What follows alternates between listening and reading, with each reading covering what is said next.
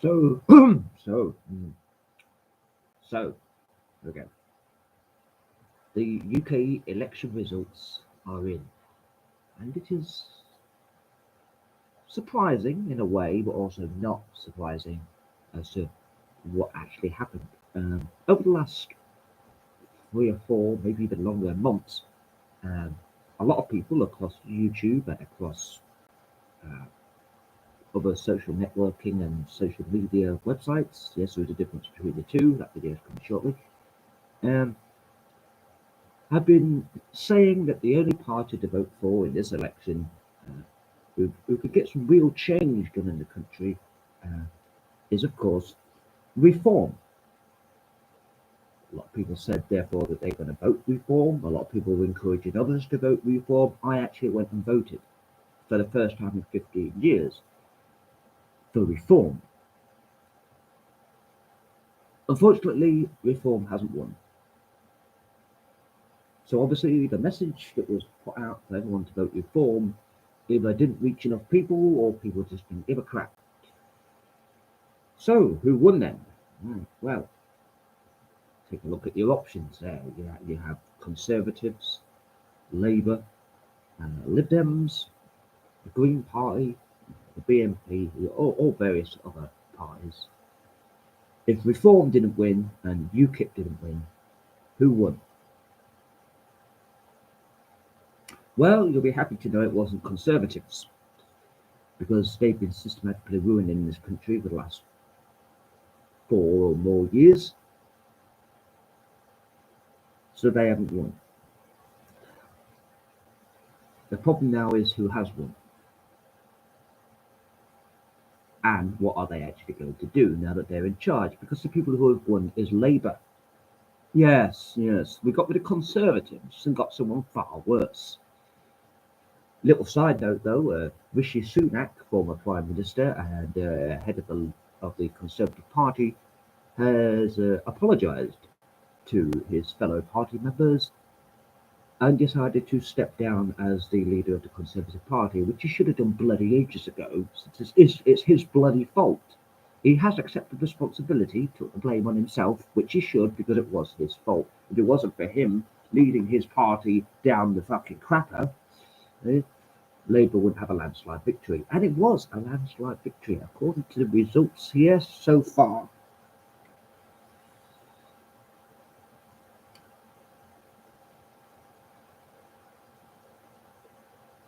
According to the results here so far, Labour gained 211 seats, Conservatives lost 250, Lib Dems gained 63. Don't know who the hell's voting for Lib Dems. The SNP, which is Scotland, lost 38. The SF, whoever they are, they stayed the same. And the results of other parties gained 14 seats. Now, those other parties do include Reform and UKIP. They gained some seats. It appears Nigel Farage actually has won wherever he was, wherever his constituency is. So that's good. There's a couple of Reform MPs now, which is a good thing. But a landslide victory for Labour, not really what I was looking for. I certainly didn't want the Conservatives to win either. So it seems that a lot of people that could have voted Reform and therefore helped to make a real difference in this country, some decided that they didn't want to, or forgot.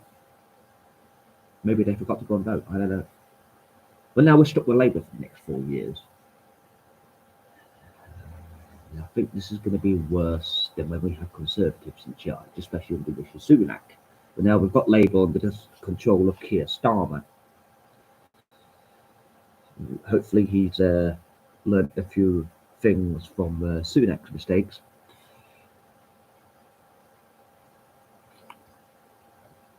So,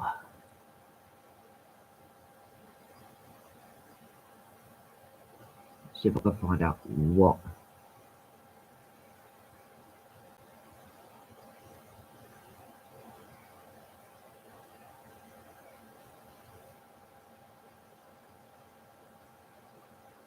It says here, so far Labour has won 412 seats, while the Conservatives have slumped to just 121. Liberal Democrats have taken 71. Reform UK, a successor to the Brexit Party, is set to pick up 4 seats, as is the Green Party. Yeah, the real one, the Green Party in charge anyway. Labour's surge was partly aided by the collapse of the Scottish National Party. The party had been hit by a succession of controversies around its finances and fell to just 9 seats overnight. The expected 170-seat majority in the House of Commons for Labour is an enormous number, but is still short of the majority of 179 won by the party under Tony Blair in 1997.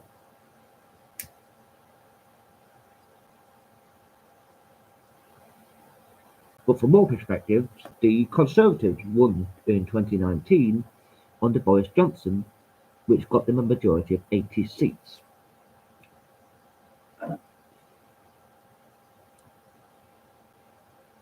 So, big names fall one by one, it seems, right? As constituencies have declared their results live on television, which is pointless if you don't watch television, with all candidates lined up next to each other on stage, there were some major moments. Perhaps the most notable was the defeat of Liz Truss, the former Prime Minister, served just 49 days in number 10 before being asked to buy a party.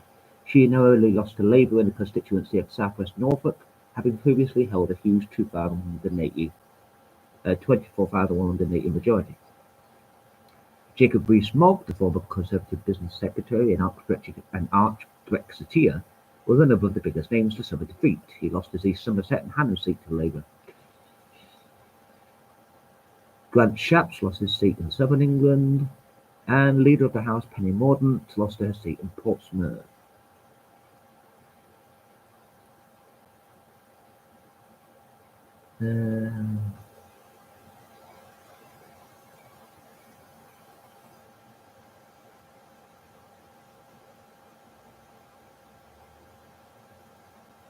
So, Sir Keir Starmer has been invited by the monarch, by the great King Charles, to form the next government.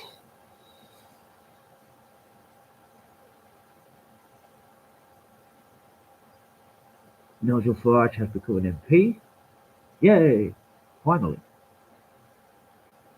So, Labour is now in charge of the country. Now, this is not a good thing. Maybe it's not as bad as if the Conservatives stayed in power, and maybe in some cases it's also worse. Because people were talking about how they didn't want to vote for Conservatives anymore because they're becoming a bit too lefty liberal and stuff like that.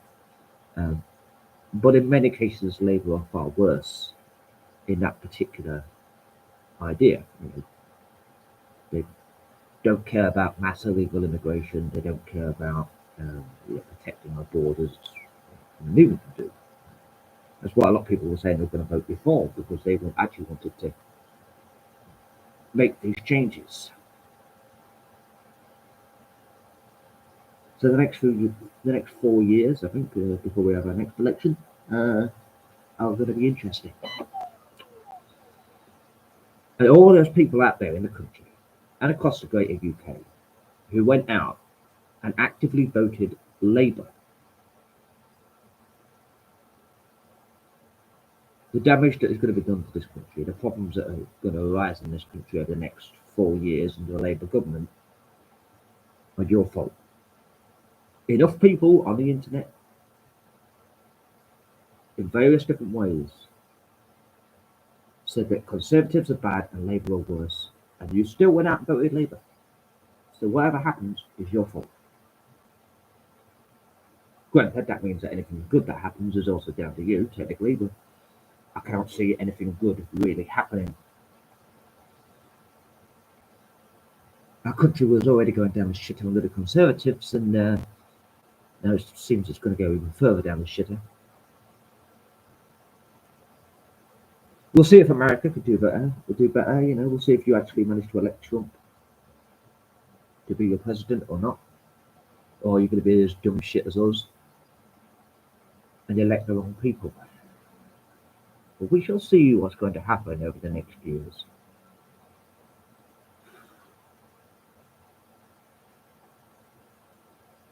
Jesus.